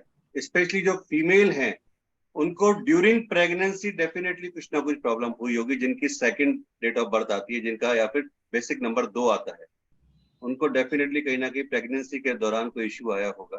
मेंटल इलनेस होगी, इंसोमिनिया की प्रॉब्लम हो सकती है कि आपको नींद नहीं आती होगी, अस्थमा का इश्यू हो सकता है, बॉडी फ्लूइड्स की प्रॉब्लम हो सकती है, एंड स्पेशली WBC यानी व्हाइट ब्लड सेल्स आपके हो सकते हैं, ओवरीज में की प्रॉब्लम हो सकती है, इनफर्टिलिटी की प्रॉब्लम हो सकती है, लंग्स की प्रॉब्लम हो सकती है, इंटेस्टाइन की प्रॉब्लम हो सकती है, टाइफाइड से रिलेटेड प्रॉब्लम हो सकती है, कोल्ड एंड कफ नॉर्मली रहता होगा, बलगम की प्रॉब्लम होगी, स्मॉल पॉक्स की प्रॉब्लम होगी, मूड स्विंग्स जैसा मैंने बताया वो आपको होंगे, कहीं ना कहीं इम्प्योरिटी ऑफ ब्लड्स भी होगा, पुअर डिसीजन मेकिंग होती है, poor decision making, proper decision नहीं ले पाते। और अगर किसी का बेसिक भी और डेस्टिनी भी दोनों अगर 2 होंगे तो उनको हार्मोनल इश्यू होंगे कंफर्म, और मेंस्ट्रुअल इश्यू बहुत ज्यादा होंगे। और ये लोग बहुत ज्यादा इस बात पे वो करते होंगे कि इसने मुझे ये कह दिया, इसने मुझे वो कह दिया, ऐसा कैसे कह दिया, वैसा कैसे कह दिया, इस तरह की चीजें होंगी। तो जिनके भी 2 नंबर है, क्या वो उससे कहीं रिलेट कर पा रहे हैं? सर मेरा डेस्टिनी 2 है और मोस्टली चीजें रिलेट कर रही हैं। आप कहीं रिलेट कर पा रही हैं इससे? हाँ डेस्टिनी 2 है कोई दिक्कत नहीं है, कहीं भी और अगर आपका बेसिक नंबर 3 है मेरा। कोई बात नहीं, मैं 3 पे भी आऊंगा। अगर आपका डेस्टिनी भी 2 है, फिर भी अगर आप कहीं रिलेट कर पा रही हैं तो आपके सामने है कि चीजें आपकी जो भी है। क्या क्या प्रॉब्लम्स है इसमें, अगर आप बताना चाहें तो बता सकती हैं, क्या कहाँ कहाँ रिलेट कर पा रही हैं?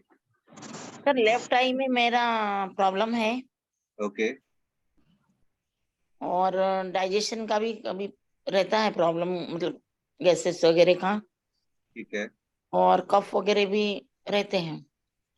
ठीक है, मूड स्विंग भी होता है मेरा। ठीक है। और किसी का 2 नंबर जो इससे रिलेट कर पा रहे हो? सर मेरा भी डेस्टिनी 2 है। ठीक है जी, हाँ, मेरे को भी साइनस का है प्रॉब्लम, ना और बोलिए। इसका प्रॉब्लम है, ओवरीज का प्रॉब्लम है, राइट, मूड स्विंग्स है, राइट, पर डिसीजन है, हाँ, फिर डिस्टर्बेंस विद मदर रिलेशन था। मतलब कहीं ना कहीं रिलेट कर पा रहे हैं आप हाँ, ना, जो कि मैंने बोला। हाँ, Yeah, हाँ सर, हाँ yeah, sir. I have number 2. Yeah. Headache is because of the lifestyle or acidity के लिए. Apart Right. from that, nothing I could see. But probably I'm 53 plus now. Probably I may find of these things. But so far, it is the intestinal disorders and the headache because of acidity. Okay, okay, Okay. right. Sir मेरे भी 2 है, मेरा सिर दर्द बहुत रहता है। सिर दर्द रहता है? हाँ जी, जो गैस की प्रॉब्लम थी वो बचपन में थी, अब ठीक है। Okay. और मेरा मूड स्विंग भी हो सर जाता है। मेरा फ्लूइड का भी प्रॉब्लम है। छोटी छोटी बातों में मूड खराब भी हो जाता है। हाँ, मतलब काफी चीज रिलेट कर रहा हूँ मैं इससे। ठीक है, ठीक है। See, again, when your birth number is different and destiny number is different, and when you relate to the chart, is there anywhere where you can pinpoint this should be the disease or something like that, upper part, middle part, or something like that? You already mentioned your DOB in chat na? Yes. What is your date of birth? Is 2/3/1970, which is 2 and 4, the 22. RRN. What's the good name? Yeah, Ravi Ramnarayan. Ravi Ramnarayan. Okay. Right. 2, 3, Because it 9. looks more generic, because a lot of things, some may not go, or some from 1 to 9, everybody might have sinus, or maybe not sinus. I mean, a few of 2 and things might be 4. common also. Yeah. Your 2 basic and number is 2 and destiny number is 4. correct. Right. Okay. So are you related with something like anything related with you? Where here, huh? Yeah, in 2, basic 2. Yeah, basic 2, as I told you, the headache is there Right. because of acidity, and intestinal disorders, again because of the lifestyle. Intestinal mucosal. So these are the 2 things which is common from a long time. And apart from that, nothing. Probably eyesight and so many other things might crop up, because we are 53 plus now. So far it's good. I don't use specs or anything. Very good. अच्छी बात है कि यार कोई problem नहीं है. But normally जो है लोगों को प्रॉब्लम आती है. Can someone mute everyone? There's a disturbance.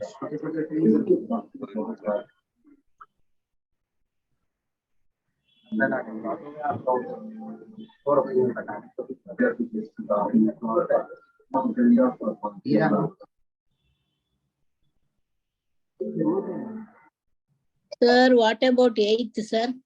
आ रहा हूँ शोभा जी, आ रहे हैं 8 पे भी आ रहे हैं. Don't worry, don't. Okay.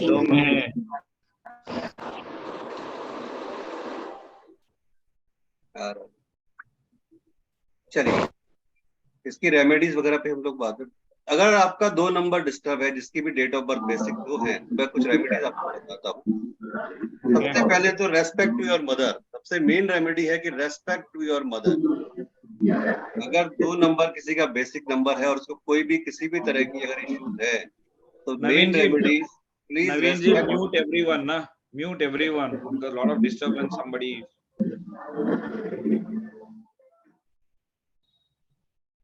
Please go ahead, sir.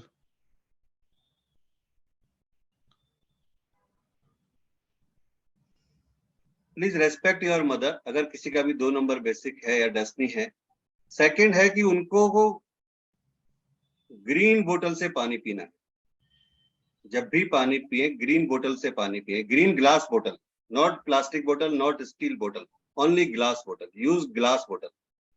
Green glass की बोतल से आप पानी पिए, आपको फायदा होगा. एंड इसके अलावा फिर कम से कम 15 रेमेडीज हमारे पास हैं, जिसपे हम कोर्स में बात करेंगे. नंबर 3 किसका है? किसी का है बेसिक नंबर 3? मेरा है. आपका है सुजाता जी, आपका भी है. ठीक है. नंबर 3 में देखिए जो प्रॉब्लम, जो एक पहले जो पर्सनालिटीज आती हैं कि नॉलेजेबल होते हैं, कहीं ना कहीं एजुकेशन प्रॉपर होती है, इमेजिनेटिव होते हैं, और उनका फाइनेंस एक अच्छा होता है, एक अच्छा जजमेंट होता है. एंड बॉडी पार्ट से रिलेटेड बात करते हैं इन टर्म्स ऑफ मेडिकल, तो नर्वस सिस्टम से रिलेटेड कोई इश्यूज हो सकते हैं, थाइस से रिलेटेड कोई इश्यूज हो सकते हैं, किडनी से रिलेटेड कोई इश्यूज हो सकते हैं, नॉस्ट्रल से रिलेटेड कोई इश्यू हो सकते हैं, ब्रेन से रिलेटेड कोई इश्यू हो सकते हैं, पैनक्रियाज रिलेटेड इश्यूज हो सकते हैं, थ्रोट रिलेटेड इश्यूज हो सकते हैं, लंग्स से रिलेटेड इश्यूज हो सकते हैं, स्प्लीन से रिलेटेड इश्यूज हो सकते हैं, बॉडी फैट हो सकता है, लीवर रिलेटेड इश्यूज हो सकते हैं, over strain of the nervous system due to overwork, ये हो सकता है. मोटापे की प्रॉब्लम हो सकती है, अगर specially root number 3 and destiny number 6 है तो, स्पेशली अगर उनके साथ 3 एंड 6 है तो. कैंसर से रिलेटेड कोई इश्यू हो सकता है in future. Liver related issues आ सकते हैं, expansion, brain clotting, diabetes, hernia, arthritis, paralysis, जॉइंटिस, asthma, breathing disorder, cholesterol level expansion. एक प्रॉब्लम आ सकती है कि बहुत ज्यादा टाइम तक खड़े नहीं रह सकते, यानी लॉन्ग स्टैंडिंग इलनेस. एंड कुछ ना कुछ एक्टिविटी ऐसी होंगी जो स्पिरिचुअल के अगेंस्ट होंगी. मैरिज रिलेटेड इश्यूज आ सकते हैं, मैरिज डिले हो सकती है, मैरिज में कोई आपस में रिलेशनशिप इश्यूज हो सकते हैं, एजुकेशन में कोई दिक्कत आ सकती है कि एजुकेशन पूरी कंप्लीट नहीं हुई हो या बीच में कोई डिस्टर्बेंस आया हो, और चाइल्ड बर्थ इश्यू हो सकता है. तो जिसका भी 3 नंबर है, क्या वो कहीं कोरिलेट कर पा रहे हैं इससे? यस सर, वेट का इशू है सर, मुझे कोलेस्ट्रॉल issue है? प्रॉब्लम भी बहुत दिनों से है। कोलेस्ट्रॉल और मोटापे का इशू। जी, आपके लिए दो रेमेडी है कि 7 है मेरा। आपका टेस्टिस 7 है, वहां भी आते हैं, ठीक है। आपके लिए एक बहुत अच्छी रेमेडी है कि आप अपने किसी भी जहां आप रहते हैं उसके पार्क में, पब्लिक पार्क में केले का पेड़ लगाइए और जब भी टाइम मिलता है उसमें पानी दीजिए, किसी पब्लिक पार्क में। ओके। नॉट आपके घर पे नहीं, आपके किसी पब्लिक पार्क में लगाइए, कि जब पब्लिक पार्क में लगाएंगे तो वहाँ बाकी लोग भी पूजा करेंगे, बिकॉज वो जुपिटर से बिलोंग करते हैं, देवगुरु बृहस्पति हैं, तो उनसे बिलोंग करते हैं, लोग पूजा करेंगे, पानी देंगे, तो जितनी उस पेड़ की पूजा होगी, जितना लोग वो करेंगे, आपकी चीजें उतनी ज्यादा रिमूव होगी। सर सोसाइटी में भी लगा सकते हैं ना? हाँ, सोसाइटी में लगा सकते हैं, कहीं भी आप अपने घर के अलावा कहीं भी, मतलब पार्क, सोसाइटी जहाँ भी आप रहते हैं वहाँ लगा सकते हैं नीचे। Okay sir.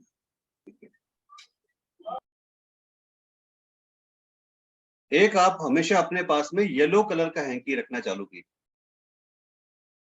येलो कलर का हैंकी। और एक सबसे इंपॉर्टेंट चीज कि कभी भी आप लोगों को बेड पर बैठ के खाना नहीं खाना है, ये विशेष ध्यान रखिए, कभी भी बेड पे बैठकर खाना नहीं खाना है।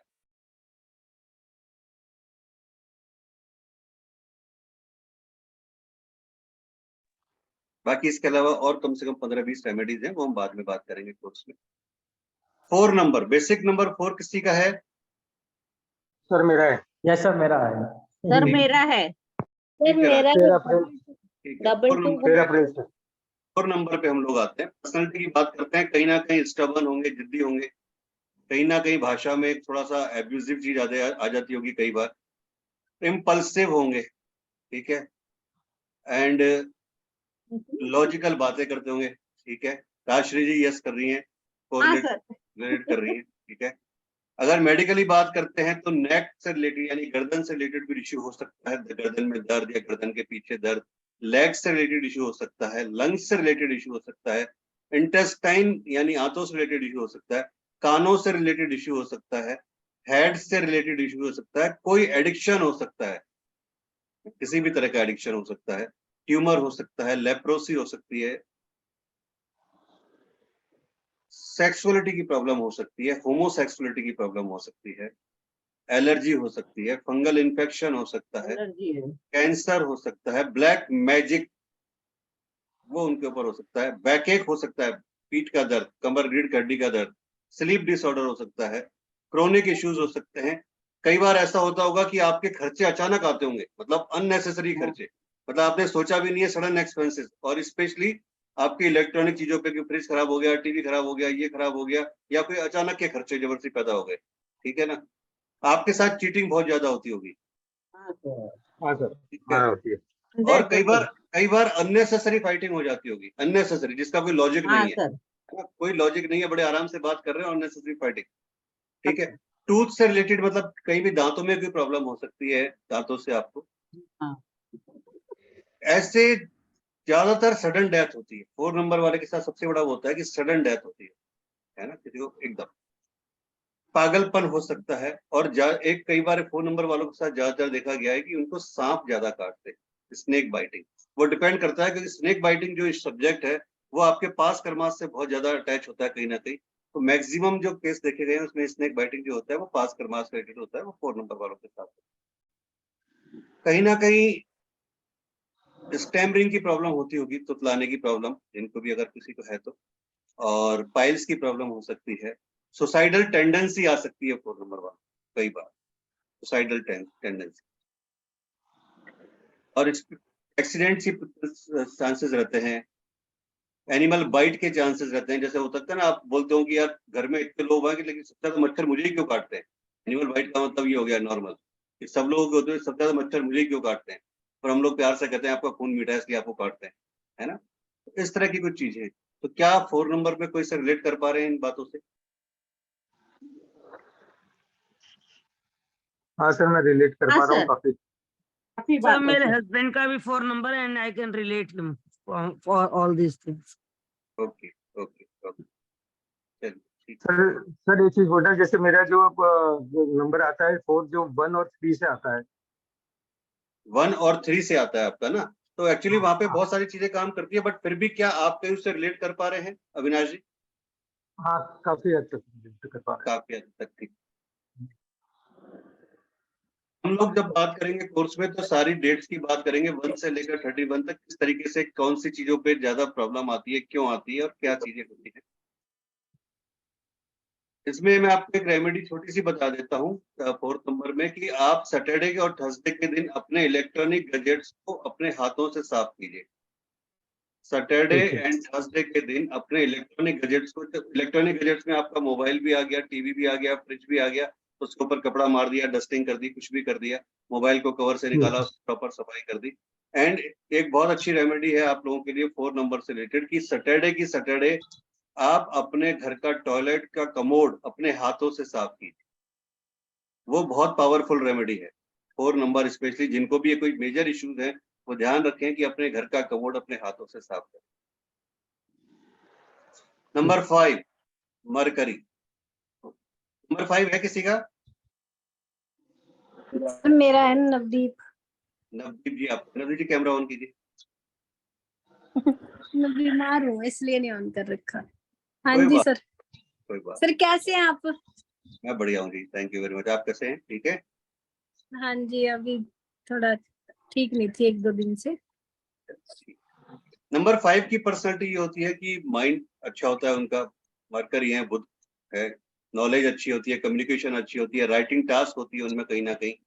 और बॉडी से अगर मेडिकली बात करते हैं तो कहीं ना कहीं skin related issues, nervous system related issues, throat related issues, ENT यानी ईयर नोज एंड थ्रोट, तीनों इश्यूज, 5 सेंस ऑर्गन्स, वो आपको इश्यूज हो सकता है, आपके मुंह का कोई इश्यूज हो सकता है, आपके कंधों पे कोई इश्यूज हो सकता है, हाथों पे इश्यूज हो सकता है, फोरहेड पे कोई इश्यूज हो सकता है, शोल्डर पे इश्यूज हो सकते हैं, वेन्स की प्रॉब्लम हो सकती है, गॉल ब्लैडर की प्रॉब्लम हो सकती है, स्लीपनेस की प्रॉब्लम हो सकती है, नींद नहीं आती हो। और 5 type of sense organs mean ear, nose, eye, skin, tongue, इनसे रिलेटेड कोई इश्यूज हो सकता है। रिंग वॉर्म हो सकते हैं यानी दाद हो सकते हैं, जो कि आपकी एक स्किन डिजीज कहलाती है। व्हाइट स्पॉट हो सकते हैं, ल्यूकोडर्मा की प्रॉब्लम हो सकती है, स्लिप डिस्क की प्रॉब्लम हो सकती है, एलर्जी की प्रॉब्लम हो सकती है, और वेरिकोज वेन्स की प्रॉब्लम होती है। और एक्सट्रीम लेवल ऑफ डिप्रेशन हो जाता है, जब डिप्रेशन होता होगा तो एक्सट्रीम लेवल पे होता होगा। तो क्या 5 नंबर पे जो भी है इससे रिलेट कर पा रहे हैं कोई? सर ये पर्सनालिटी ट्रेट्स तो ठीक है, बट हाँ। अभी चलो बीमारियां तो अभी तो ठीक है, कुछ भी नहीं है। अच्छी बात है, नहीं है तो, लेकिन छोटी मेनली मोटी है, चलो छोटी मोटी तो होते रहते हैं ना। वैसे पर्सनालिटी ट्रेट्स तो ठीक है। ठीक है, थैंक यू जी। अच्छा है, जी आपकी जी। बीमारी नहीं है और होने भी नहीं चाहिए। नंबर 6 रेमेडी रहेगी ना? रेमेडी। आपको जब बीमारी नहीं तो रेमेडी क्या करना है जी? नवदीप जी, वैसे देखने में तो चलो कोई ना। गाय को हरा चारा खिलाइए और बुधवार 1 किलो कच्चे आलू खिलाइए, सबसे बड़ी रेमेडी।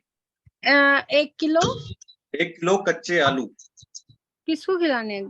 गाय को। गाय को खिलाने हैं, ठीक है गाय ठीक है। गाय को 1 किलो कच्चे बुध- आलू खिलाइए, वेडनेसडे और हरा चारा खिलाइए, पालक खिलाइए, कुछ भी ग्रीन चीज खिलाइए। लेकिन ग्रीन चीज सबसे हाँ, लेकिन फिर भी बेटर है कि अगर 1 किलो कच्चे आलू खिलाते हैं और किसी को बहुत ज्यादा ये डिजीजेस हैं, तो वो डेली कम से कम गाय को 1 किलो कच्चे आलू खिलाएं तो बहुत ज्यादा बेनिफिट मिलेगा उनको। अच्छा ठीक है, तो आप अपने क्लाइंट्स को भी नवदीप जी बता सकती हैं, जो भी आपके क्लाइंट्स आते हैं, किसी को भी कोई इस तरह का इश्यू होता है तो आप उनको ये रेमेडी बता सकती हैं, कच्चे आलू वाली। बहुत अच्छी रेमेडी और बहुत अच्छा इसका रिजल्ट हमने देखा है। जी जी। नंबर 6 शुक्र है। नंबर 6 किसी का? मेरे बेटे बहू का। आपके बेटे बहू का नंबर 6 है। लग्जरी पसंद होगी उनको, महंगी चीजें खरीदना, अच्छी चीजें खरीदना, खाने पीने का शौक, अननेसेसरी का खर्चे कर देना, है ना, मतलब जिसकी जरूरत नहीं है वो खर्चे भी कर देना। ठीक है, अपने आप में ही डूबे रहना, मतलब दोनों अपने आप में मस्त रहते होंगे ज्यादातर। ठीक है, ठीक है। और कहीं ना कहीं अगर मेडिकल पॉइंट पे बात करता हूँ, एक वो अपने चेहरे को बहुत ज्यादा है ना दिखाने की कोशिश करते होंगे, शो ऑफ बहुत ज्यादा करते होंगे, अपने चेहरे पे कहीं ना कहीं फेस से कम दिखाने की कोशिश करते होंगे, कैसे मैं ज्यादा लीपापोती कर लूँ चेहरे पे। बॉडी पार्ट्स की बात करते हैं तो सेक्स ऑर्गन्स की प्रॉब्लम होती है, प्राइवेट पार्ट्स में कहीं ना कहीं प्रॉब्लम होती है, राइट आई की प्रॉब्लम होती है, और कई बार होता है कि आपने देखा होगा कि कोई व्यक्ति केवल एक ही आंख से देख पाता है या एक ही आंख से, तो वो प्रॉब्लम होती है। किडनी से रिलेटेड इश्यू होती है, स्पर्म रिलेटेड इश्यूज होते हैं, ज्यादातर जो रिलेशनशिप के इश्यूज होते हैं जहाँ पर रिलेशनशिप डिस्टर्ब होती है या डाइवोर्स तक होते हैं, वहाँ स्पर्म रिलेटेड इश्यूज होते हैं, वो 6 नंबर वालों के साथ सबसे ज्यादा देखे गए हैं। एडिक्शन, डायबिटीज और आँख की बीमारी है सर। हाँ जी मैं वही बोल रहा हूँ आगे। थ्रोट से रिलेटेड इश्यू आता है, तो आपकी याददाश्त जो है, लॉस ऑफ विजन हो जाता होगा, पेन और स्किन इश्यूज होते होंगे, मंथली साइकिल की जो है वो डिस्टर्बेंस रहता होगा, मंथली साइकिल लेडीज का, डायबिटीज होगी, अबॉर्शन होने के बहुत चांसेस होते हैं, मिसकैरेज के ये भी चांसेस सही है सर। अबॉर्शन के ना, ठीक है, मैं अबॉर्शन, मिसकैरेज, आपकी जो डिजीज रिलेटेड टू ओवरसीज, वहां पे प्रॉब्लम होगी कहीं ना कहीं, और इसके अलावा चाइल्ड बर्थ में प्रॉब्लम आएगी जब भी कभी 6 नंबर वालों को जहाँ तक चाइल्ड बर्थ की दिक्कत हाँ आती आया है सर, तो ये दोनों के वक्त डायबिटीज हो गया था। तो ये प्रॉब्लम आती है। आप एक काम कीजिए, जो रेमेडी है 6 नंबर पे, सबसे बड़ी रेमेडी ये होती है कि जब भी नए कपड़े खरीदते हैं हमेशा धो के पहनिए, चाहे वो भारी कपड़ा हो, चाहे अंदरूनी कपड़ा हो, चाहे वो अंडरगारमेंट्स हो, चाहे भारी कपड़ा, जब भी लेते हैं, रुमाल भी लेते हैं तो धो के पहनिए उसको। और दूसरी बात, हर शुक्रवार को सुबह 11 बजे से पहले किसी भी मंदिर में 8 साल से कम की बच्ची को कोई भी व्हाइट चीज खाने की डोनेट कीजिए, मीठी चीज। ओके, बता देती हूँ सर। है ना, हर शुक्रवार को 11 बजे से पहले, चाहे वो सफेद बर्फी हो, सफेद बताशा हो, दूध दही हो, बट वो मीठा होना चाहिए। सर वो नहीं करे तो अपन कर सकते क्या उनके नाम से? नहीं, वो बच्चे नहीं कर सकते होंगे, बेटा बहू नहीं कर सकते, तो अपन कर सकते क्या उनके नाम से? देखिए, एक्चुअल में करने को कर सकते हैं, लेकिन जो रिजल्ट उनके करने पे मिलेगा वो आपको नहीं मिलेगा ना। ओके, बता देती हूँ फिर सर। कोशिश कीजिए बता, बाकी बहुत सारी चीजें हैं उनके। 7 नंबर किसी का है? हाँ सर, मेरे बेटे का। सर मेरा भी है। 7 आपका, चांदनी जी आपका है 7 नंबर? जी नमस्ते सर। ठीक है, नमस्ते सर मेरी मदर का। ठीक है।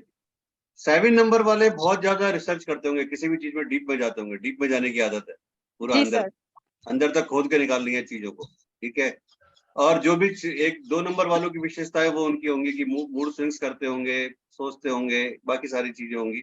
और अगर बॉडी पार्ट्स पे आता हूँ सीधा सीधा मेडिकल पे, तो जॉइंट्स की प्रॉब्लम हो सकती है, लेग्स पे प्रॉब्लम्स हो सकती है, स्टोमक की कोई इश्यू हो सकता है, एब्डोमेन इश्यू हो सकता है, लोअर बॉडी में कोई इश्यू हो सकता है, नेल्स से रिलेटेड प्रॉब्लम हो सकती है, आर्थराइटिस हो सकती है, उनको एक डॉग बाइट का बहुत ज्यादा वो रहता है, और धोखे बहुत मिलते होंगे, ठीक है, अब लाइफ में बहुत ज्यादा धोखे मिलते होंगे, तो कहीं ना कहीं एक अकेलेपन का, और सबसे बड़ी बात होती है कि उनको कहीं ना कहीं अकेलेपन, भीड़ में भी अकेले रहते होंगे, अपने आप में खोए हुए, है ना। आप कहीं शादी ब्याह में भी चले जाएगी तो भी वो अपने आप में अकेले ही रहेंगे, एक लोनलीनेस होती है। कहीं ना कहीं 7 नंबर वालों को सुसाइडल टेंडेंसी होती है, सुसाइडल टेंडेंसी आती है उनके अंदर, किसी ना किसी लोनलीनेस की वजह से या अकेलेपन की वजह से। कट्स एंड बाउंड्स होते होंगे, बहुत ज्यादा कट्स लग जाते होंगे कभी कभी, पाइल्स की प्रॉब्लम होती होगी, जॉइंट पेन होता होगा, बॉडी में कई बार खिंचाव होता होगा, स्टिच इन बॉडी, पार्किंसंस की प्रॉब्लम होगी, लोअर बैक पेन की प्रॉब्लम हो सकती है, प्रोस्टेट ग्लैंड की प्रॉब्लम हो सकती है, समटाइम्स हार्ट ब्लॉकेज भी हो सकता है, वायरल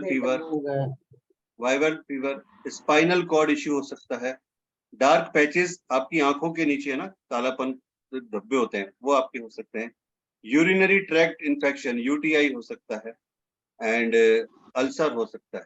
तो क्या आप कोरिलेट कर पा रही है राशि जी? हाँ सर, हार्ट का तो प्रॉब्लम अब भी आ गया है, ब्लॉकेजेस का मेरे बेटे को। 6 महीने हो गए। लोनलीनेस है उसको। हाँ चंद्रिका जी, चांदनी जी आप बोलिए। जी सर, स्किन की प्रॉब्लम है, एक्सीडेंट हुआ था, आपको बताया था मैंने पहले भी। जी वो नीज में पेन रहता है अभी भी। जी। चलिए, आपके लिए रेमेडी है कि अगर के ब्लैक डॉग पाल सकते हैं, प्योर ब्लैक होना चाहिए, तो अगर पाल सकते हैं तो बहुत अच्छी बात है, नहीं तो स्ट्रीट डॉग जो पूरा ब्लैक हो उसको फीड कीजिए, उसको दूध पिलाइए, जी, है ना। एंड सेकंड ये है कि अगर आपकी प्रॉब्लम है तो ग्रे और डार्क क्लोथ्स को अवॉइड कीजिए, स्पेशली ग्रे क्लोथ्स को। जी सर, वो ना पहने। Thank you sir. Welcome. 8 number Shobha ji. Yes, sir. 8 number Yes, sir. Shobha ji, आपके अगर पर्सनालिटीज पे जाता हूं तो लाइफ में काफी स्ट्रगल होगा, स्ट्रगल के बाद आपको चीजें सक्सेस मिलती है, बहुत इजीली कोई चीज नहीं मिल जाती है आपको। Yes, sir. ऐसा नहीं है कि आप No, गए और no, आपको sir. सक्सेस मिल गई, काफी लॉट ऑफ वर्क करना पड़ता है, एक आम आदमी से ज्यादा वर्क करना पड़ता है आपको, ठीक है। Obstacles Yes, sir. बहुत ज्यादा आते होंगे आपके वर्क में, किसी भी वर्क में, ठीक है। Yes, sir. Labour Yes, sir. Issue भी आता होगा, अगर आप बिजनेस में है तो कहीं ना कहीं आपको लेबर प्रॉब्लम रहती होगी, स्टाफ प्रॉब्लम रहती होगी, Yes, ठीक है। sir. Yes. आप बाहर से बहुत अच्छा खुश रहते होंगे, लेकिन अंदर से कहीं ना कहीं एक सैडनेस रहती है ना। Yes, sir. बाहर से स्माइलिंग फेस मिलेगा, ऑलवेज स्माइलिंग, कोई शो नहीं कर, कोई जज नहीं कर सकता कि यस ऐसा भी हो सकता है, बट अंदर से कहीं ना कहीं वो एक सैडनेस होगी, ठीक है। Yes, sir. Yes, sir. और कई बार लेथार्जिक नेचर हो जाता होगा। एंड अगर मेंटल पे मेडिकली बात करते हैं तो नीज से रिलेटेड इशू हो सकता है, नीज, फीट से रिलेटेड इशू हो सकता है, टीथ से रिलेटेड इशू हो सकता है, चिन से रिलेटेड इशू हो सकता है, डाइजेस्टिव सिस्टम डिस्टर्ब हो सकता है, मसल्स फोरलेग्स यानी घुटने के नीचे का जो आगे का हिस्सा है वहां की प्रॉब्लम हो सकती है, पेन की, ठीक है। नी रिलेटेड इश्यूज हो गया, क्रोनिक इश्यूज हो सकता है, कोई भी गम्स या टीथ रिलेटेड इश्यूज हो सकते हैं, अल्सर हो सकता है, जॉइंट प्रॉब्लम हो सकती है, गैस्ट्रिक ट्रबल हो सकता है, That is there. Blood infection हो सकता है, एंड वीकनेस इन मसल्स हो सकती है, Okay. नर्वस रिलेटेड इशू हो सकता है, ब्लॉकेज हो सकता है कहीं, या ब्लड इन्फेक्शन, ये होता है। आपके लिए सबसे बढ़िया है कि आप एक्सरसाइज जितना कर सकते हैं एक्सरसाइज कीजिए, और जितना आप ज्यादा है ना पसीना अपना निकाल सकते हैं, पसीना निकालिए बॉडी से। योगा कर रहा। And treat to lower class very politely, ये आपकी सबसे बड़ी रेमेडी है। Treat to lower class very politely.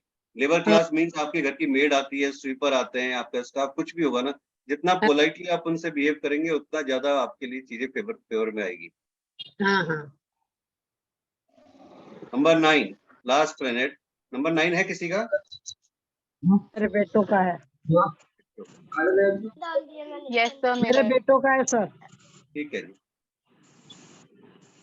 Muscles से रिलेटेड इश्यू हो सकता है, आरबीसीज यानी रेड ब्लड सेल्स की प्रॉब्लम हो सकती है, हीमोग्लोबिन से रिलेटेड इशू हो सकता है, वेन से रिलेटेड इशू हो सकता है, चेस्ट की प्रॉब्लम हो सकती है, चेस्ट में इंटेस्टाइन प्रॉब्लम हो सकती है, आईब्रोज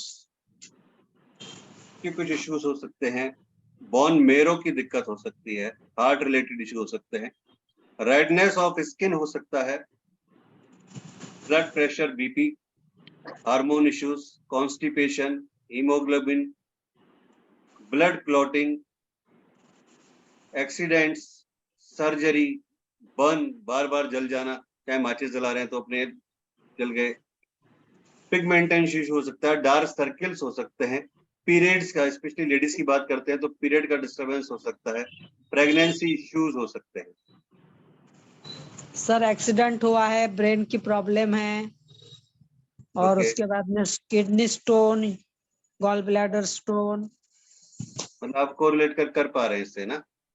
हाँ सर, एकदम perfect. Yes sir, same here, can correlate. Right. आपके लिए एक बहुत अच्छी रेमेडी है कि किसी भी पार्क में अनार का पेड़ लगाइए, किसी भी पब्लिक पार्क में या सोसाइटी में कहीं भी अगर आप रहते हैं तो एक अनार का आज पेड़, मैंने अनार का पेड़ दान दिया सर। बहुत ही बढ़िया। दान नहीं करना है, अगर लगाएंगे तो ज्यादा फल देगा आपको। दान तो नहीं चलिए, सर, जगह नहीं ना, तो मैंने उसको, उसके घर में खेती बहुत है तो उसको लगाने दे दी। हर साल देती हूँ, एक अनार का पेड़, एक नींबू का पेड़ मेरे घर पे कोशिश लग कीजिए गया कि कोशिश कीजिए किसी पार्क में या किसी जगह पे आप अपने हाथों से उस पेड़ को लगाएं। ओके ओके, और पड़े लगा दूंगी अब, है ना? हाँ, तो कहीं भी आप अपने हाथों से लगाएंगे तो उसका बहुत फर्क जाएगा। और हमेशा एक लाल रुमाल अपने पास में रखिए। Okay sir. तो ये अपने प्लेनेट से रिलेटेड इश्यूज थे जो भी हमने थे, और इसके अलावा बहुत सारे डिजीज हैं, बहुत सारे इसकी रेमेडीज हैं कि हम जो कोर्स में करेंगे। इसके अलावा कुछ महा रेमेडीज हैं जो बहुत अलग है, जिसमें मैं आपको कमिटमेंट देता हूँ कि किसी भी तरह का, चाहे कैंसर से रिलेटेड इश्यू हो, किडनी ट्रांसप्लांट हो, किसी भी तरह का कोई इश्यू हो, ज्यादातर हमें रिजल्ट उसके पॉजिटिव मिले हैं। और कई बार हमने हमारी रेमेडीज से देखा है कि लास्ट मोमेंट पे पेशेंट बेड से उठ के आ गया, हॉस्पिटल से उठ के आ गया और ऑपरेशन नहीं हुआ। इसके अलावा फिर आप Sir, 12th burn comes under 3, no? हाँ 3. क्या है 3 में क्या 12th पूछा? barn. क्या Sir, पूछा शोभा? हाँ बोलिए Shobha ji. 12th barn comes under 3, no? Yes yes 3 For remedy, what is there, sir? For third? 3 number पे Third, 3 number पे. केले का पेड़ लगाइए, केले का पेड़, बनाना ट्री, Banana ट्री tree. को पार्क में लगाइए।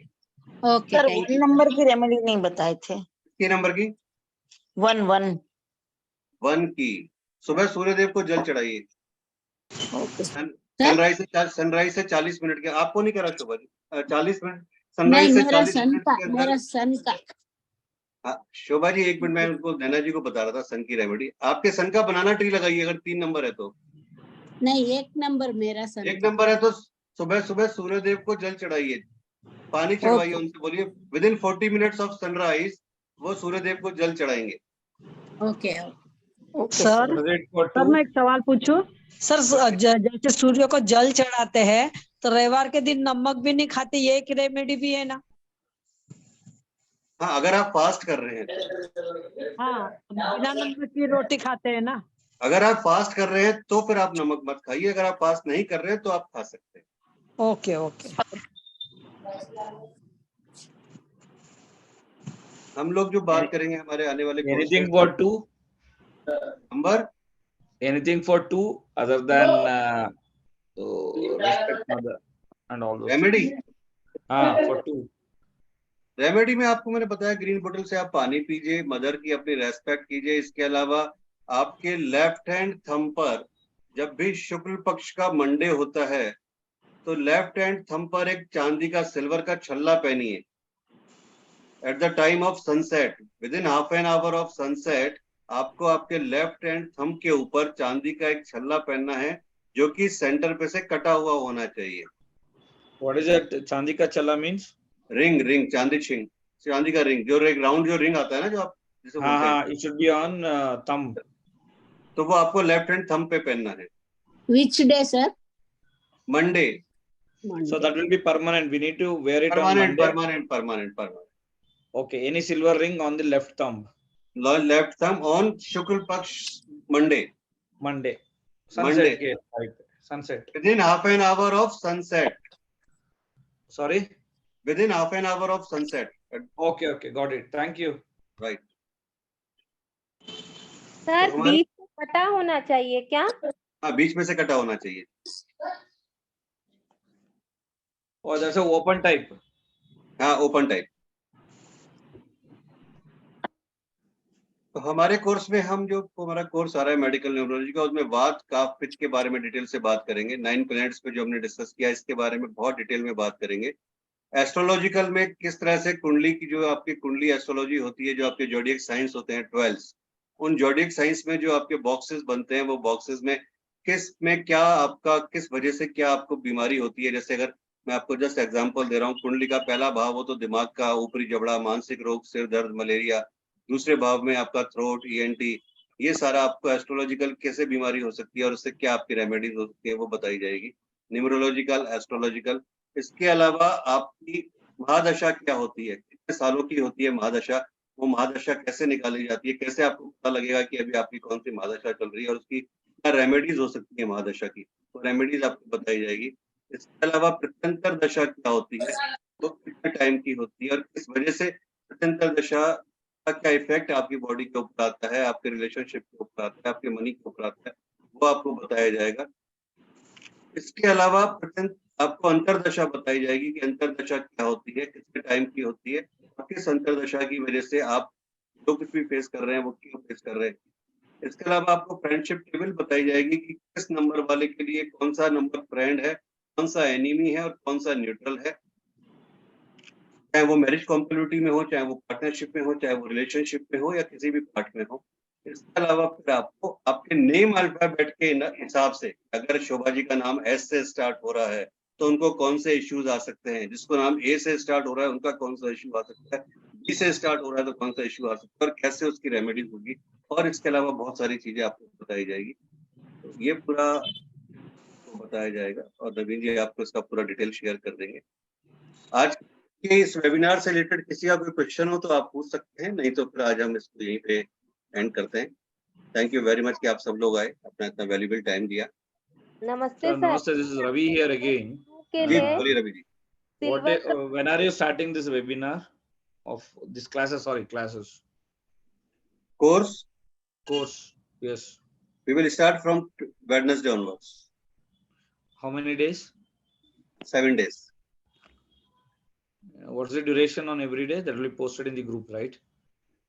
Regularly on 7 days. No, 7 days every day, 2 hours in the evening. 1.5 hours in the evening. Okay. Recording kuch milega because recording, PDF, each and everything you will get. Okay. Thank you.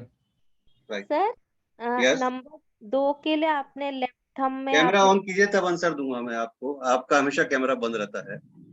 तो silver का छल्ला पहनने के लिए कहा था ना number 2 वालों को, तो जिनका हाँ। डबल है जैसे 22 है डेट ऑफ बर्थ, तो फिर 22 आ गया, वो भी पहन सकते हैं क्या? नहीं, ओनली 2 वालों के लिए बात करी है मैंने, 22 वालों के लिए नहीं करी। 22 रिलेटेड टू 4 नंबर हो गया, वहाँ पे वो राउट रेस से रिलेटेड हो गया, उनके लिए नहीं है। मैंने केवल 2 नंबर वालों के लिए बात की। अच्छा, थैंक यू वेरी मच, आप सब लोग आए, एंड ईश्वर आप सबको मान सम्मान दे, स्वस्थ रखे, निरोगी रखे, इसी तरह से आप खुश रहें। बहुत बहुत धन्यवाद। Thank you, sir. Thank you, sir. Thank you. Very much. Thank you, sir. Thank Thank you you, sir. धन्यवाद sir. Thank you, sir. Thank you. Naveen ji. Naveen ji. Naveen ji is not there.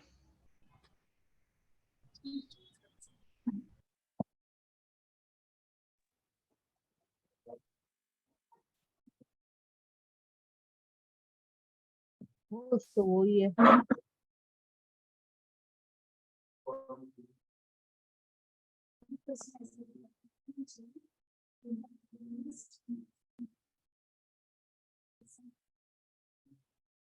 वो mute पे भी चले गए।